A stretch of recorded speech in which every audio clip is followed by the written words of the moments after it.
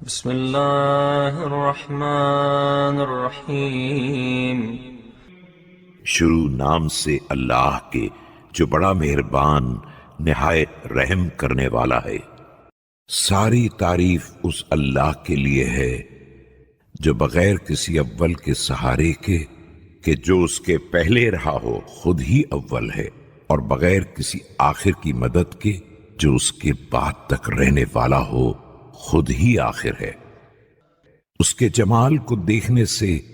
صاحبان بصارت کی آنکھیں قاصر ہیں، اور اس کی تعریف کرنے سے توصیف کرنے والوں کے خیالات عاجز ہیں۔ اس نے اپنی مخلوقات کو اپنی قدرت کے ذریعے بلا کسی نمونے کے ایجاد کیا ہے، پھر سب کو اپنے ارادے کے راستے پر لگا دیا ہے اور اپنی محبت کی راہ پر چلنے کے لیے آمادہ کر دیا ہے۔ جس طرف ان کو بڑھا دیا ہے اس سے پیچھے ہٹنے کا اختیار نہیں ہے، اور جہاں پیچھے ہٹا دیا ہے وہاں سے آگے بڑھنے کا دم نہیں۔ ہر روح کے لیے ایک غذا مقرر کر دی ہے جس کی تقسیم کا کام بھی اپنے ہاتھوں میں رکھا ہے۔ نہ کوئی کم کرنے والا اسے کم کر سکتا ہے، اور نہ کوئی بڑھانے والا اسے بڑھا سکتا ہے۔ اس کے بعد سب کی زندگی کی مدت بھی طے کر دی ہے، اور سب کے لیے ایک محدود نشانہ بھی معین کر دیا ہے، جس کی طرف تمام ایام حیات میں چلتا ہی رہتا ہے، اور تمام زمانے کے برسوں میں اس تک پہنچنا ہی چاہتا ہے، یہاں تک کہ جب وہ اپنے آخری نشانے تک پہنچ جاتا ہے اور اپنی عمر کا حساب پورا کر لیتا ہے، اسے منزل کی طرف بلا لیتا ہے جس کا اعلان پہلے ہی کر دیا تھا، یعنی وافر مقدار میں ثواب یا خطرناک عقاب، تاکہ برے اعمال کرنے والوں کو ان کے عمل کا بدلہ دے سکے اور نیکیاں انجام دینے والوں کو نیکی عطا کر سکے، اپنے عدل و انصاف کی بنا پر کہ اس کے نام پاکیزہ ہیں اور اس کی نعمتیں مسلسل ہیں۔ اس کے اعمال کے بارے میں کوئی پرسش نہیں ہو سکتی ہے، لیکن باقی سب سے سوال کیا جائے گا۔ ساری حمد اس اللہ کے لیے ہے جو اپنی متواتر رحمتوں پر شکریہ ادا کرنے کی معرفت کو اپنے بندوں سے روک لیتا، اور ان پے در پے نعمتوں پر جو اس نے فراوانی سے بخشی ہیں تو سب اس کے احسانات میں تصرف کرتے اور کوئی حمد نہ کرتا، سب اس کے وسیع رزق کو حاصل کرتے اور کوئی شکریہ ادا نہ کرتا، اور ایسا ہو جاتا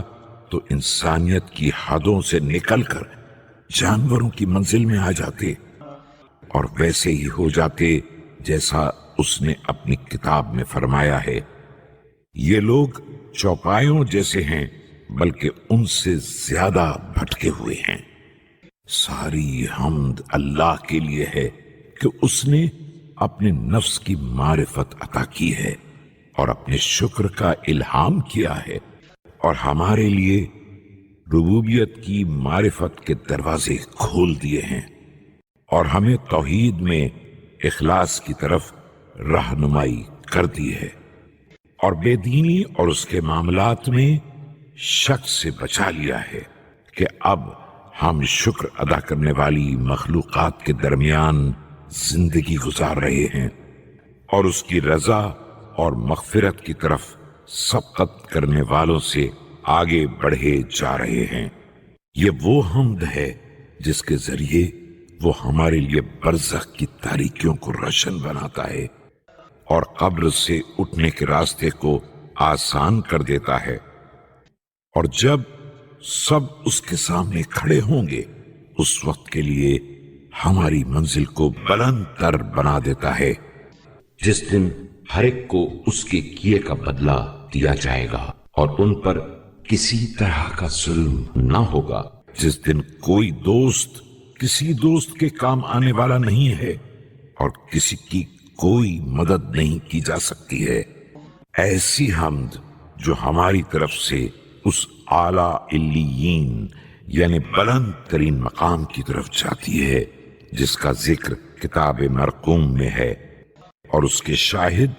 مقرب بندے ہیں، اور جس کے ذریعے سے ہماری آنکھوں کو خنکی نصیب ہو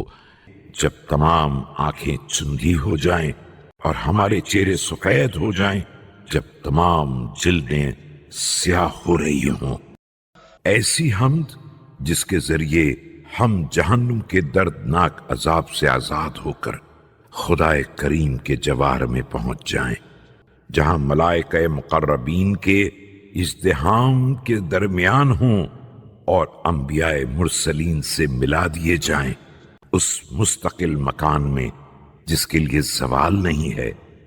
اور اس محل کرامت میں جس کے لیے تغیر نہیں ہے۔ ساری حمد اللہ کے لیے ہے جس نے ہمارے لیے بہترین خلقت کا انتخاب فرمایا اور ہم پر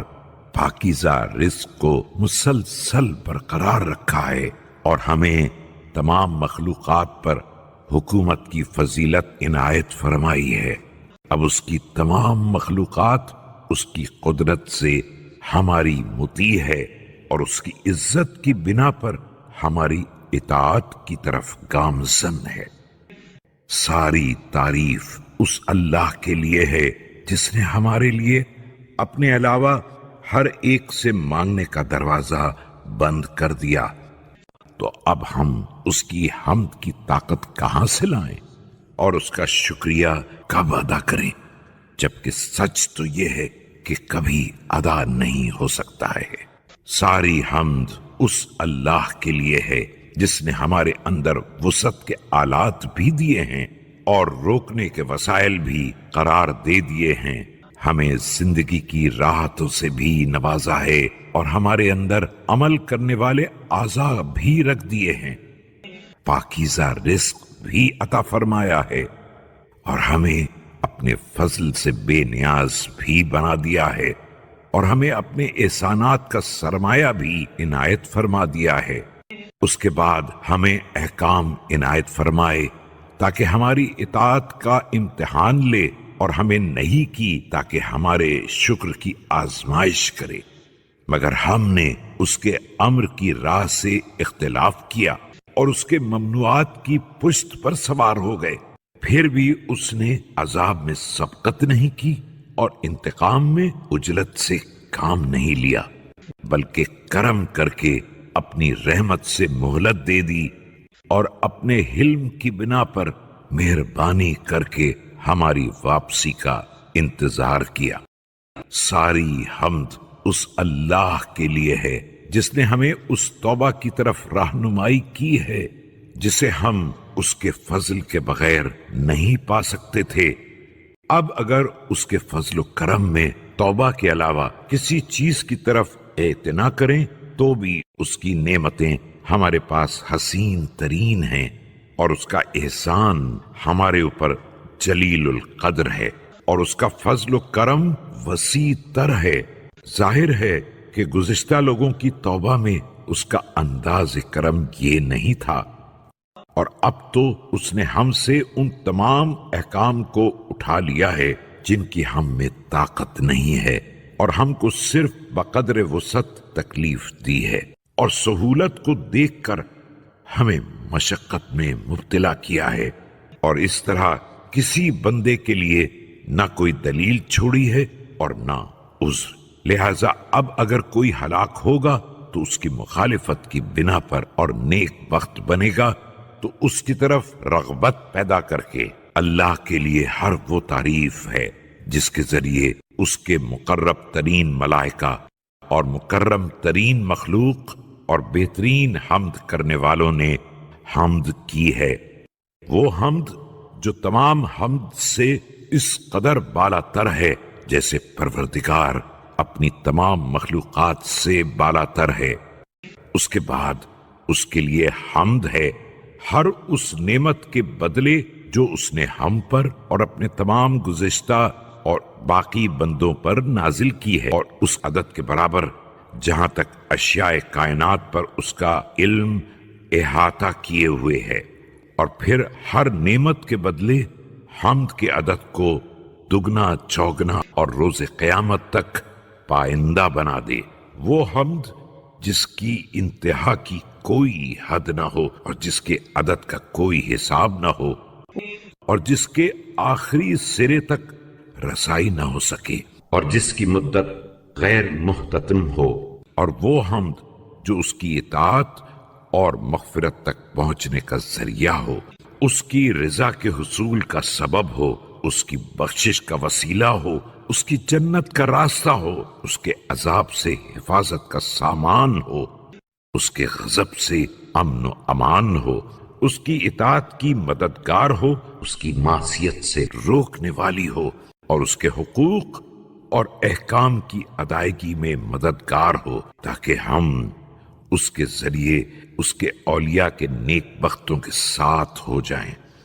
اور اس کے دشمنوں کی تلوار سے شہید ہونے والوں کی صف میں شامل ہو جائیں۔ بے شک وہ ایسا سرپرست ہے جو قابل حمد و ثنا و ستائش ہے۔